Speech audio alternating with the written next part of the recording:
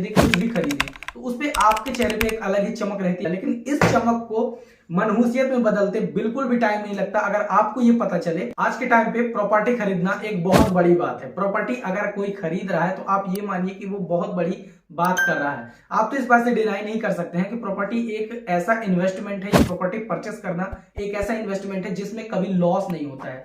For example, चाहे आप कोई प्लॉट खरीदें, एग्रीकल्चर की लैंड खरीदे, कोई रेसिडेंशियल लैंड खरीदे, कुछ भी खरीदे, तो उस पे आपके चेहरे पे एक अलग ही चमक रहती है अगर कोई एक प्रॉपर्टी को खरीद लेता है या प्रॉपर्टी को परचेस कर लेता है। लेकिन इस चमक को मनहूसियत में बदलते बिल्कुल भी टाइम नहीं लगता। अगर आपको ये पता चले कि जिस प्रॉपर्टी की रजिस्ट्री आपने कराई, जिसमें आपने अपने पैसे इन्वेस्टमेंट किए हैं, वो असल में गलत हो गई है। अगर प्रॉपर्टी का बैनामा या प्रॉपर्टी की रजिस्ट्री गलत हो गई है तो आप इसी चीज की टेंशन में हो जाते हैं कि आखिर मेरी जो प्रॉपर्टी की रजिस्ट्री कराई, जिसमें मैंने पैसे इन्वेस्टमेंट किए, उस प्रॉपर्टी की रजिस्ट्री ही गलत हो गई, अब मैं क्या करूं।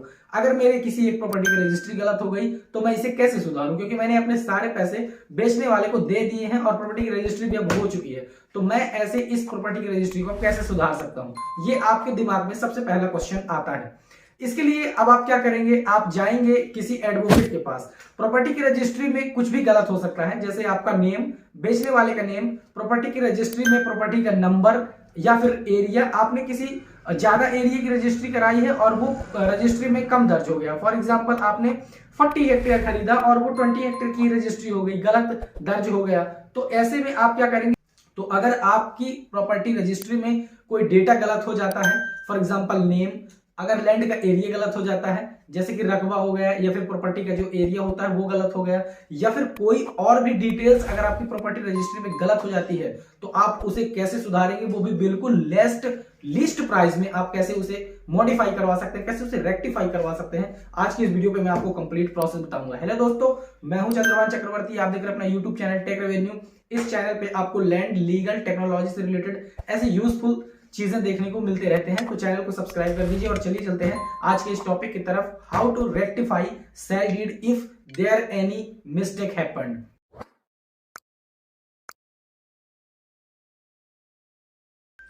सबसे पहले ये बात जानते हैं कि एक प्रॉपर्टी रजिस्ट्री में क्या क्या चीजें गलत हो सकती हैं। तो देखिए, सबसे पहले तो उसमें दो चीजों का होना बहुत ही जरूरी है। एक हो गया प्रॉपर्टी बायर, दूसरा होता है प्रॉपर्टी सेल करने वाला, जिसे प्रॉपर्टी का सेलर या विक्रेता कहा जाता है। अब इन दोनों में कॉन्फ्लिक्ट तो ये हो सकता है कि प्रॉपर्टी बायर का नेम गलत हो जाए या फिर प्रॉपर्टी सेलर का नेम गलत हो जाए, या फिर दोनों में से किसी का सरनेम गलत हो जाए या फर्स्ट नेम गलत हो जाए। ओवरऑल करके आप नेम ले सकते हैं कि नेम गलत हो सकता है। दूसरी चीज गलत हो सकती है उनकी आइडेंटिटी, जो कि आधार कार्ड, वोटर आईडी कार्ड से संबंधित डॉक्यूमेंट्स होते हैं, वो गलत हो सकता है। तीसरी चीज जो गलत हो सकती है वो हो सकता है प्रॉपर्टी की डिटेल्स, यानी कि जिस भी प्रॉपर्टी की रजिस्ट्री आपने कराया उसकी जगह कोई दूसरा नंबर फीड हो जाना, या फिर प्रॉपर्टी का एरिया गलत हो सकता है। जैसे आपने 0.20 हेक्टेयर की रजिस्ट्री कराई और रजिस्ट्री में 0.10 हेक्टेयर ही दर्ज किया गया। तो ये मेजर 4 चीजें प्रॉपर्टी रजिस्ट्री में गलत हो सकती है। अब बात आती है कि प्रॉपर्टी रजिस्ट्री का सुधार कैसे कराया जाए। तो सबसे पहली प्रोसेस ये होती है कि जब आप रजिस्ट्री कराने जाते हैं तो रजिस्ट्री कराने के लिए आप एक सर्विस प्रोवाइडर के पास जाते हैं जो रजिस्ट्री को तैयार करता है। सर्विस प्रोवाइडर के पास जब आप जाते हैं तो प्रॉपर्टी की रजिस्ट्री तैयार करने के लिए वो आपसे सारे डॉक्यूमेंट्स लेता है, जैसे कि प्रॉपर्टी का सर्टिफाइड जमाबंदी, प्रॉपर्टी का नक्शा, प्रॉपर्टी का खसरा और प्रॉपर्टी का किस्तबंदी वगैरह जो डॉक्यूमेंट्स होते हैं वो आपसे वो लेता है। इसके आधार पर वो प्रॉपर्टी की रजिस्ट्री तैयार करता है। अब प्रॉपर्टी की रजिस्ट्री तैयार करने के बाद सेलर और बायर के स्टेटमेंट्स के अनुसार वो उसे रिप्रेजेंट करता है रजिस्ट्रार के पास। रजिस्ट्रार के पास सेलर और बायर के जो कथन होते हैं, जो स्टेटमेंट्स होते हैं, नोट किए जाते हैं कि क्या आप इस प्रॉपर्टी को बेचना चाह रहे हैं, क्या आप इस प्रॉपर्टी को खरीदना चाह रहे हैं। ये स्टेटमेंट्स के बेस पे रजिस्ट्रार उस प्रॉपर्टी की रजिस्ट्री को अप्रूव करता है, जो सर्विस प्रोवाइडर के द्वारा रजिस्ट्रार को फॉरवर्ड की जाती है। तो यहां पर सबसे मेजर चीज ये है कि अब प्रॉपर्टी की रजिस्ट्री में सुधार कैसे कराया जाए। सुधार कराने के लिए आपको सबसे पहले जाना है उसी सर्विस प्रोवाइडर के पास। अगर आपकी नई रजिस्ट्री है, अभी अभी हुई है, 1 महीने के अंदर अंदर अगर प्रॉपर्टी की रजिस्ट्री हुई है या फिर 1 वीक के अंदर हुई है, तो इसमें आपको जाना है उसी सर्विस प्रोवाइडर के पास जहां पर आपने रजिस्ट्री कराई हुई थी।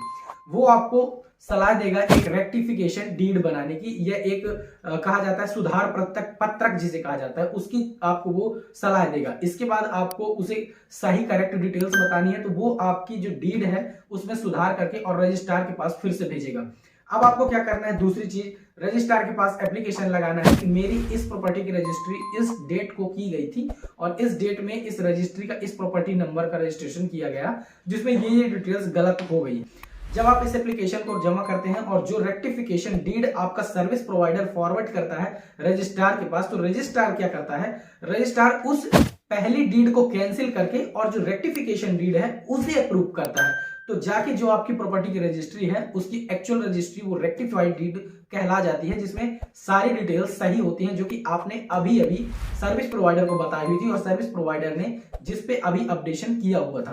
तो इस प्रकार से अगर आपकी अभी अभी रजिस्ट्री हुई है तो उसे आप रेक्टिफाई करा सकते हैं।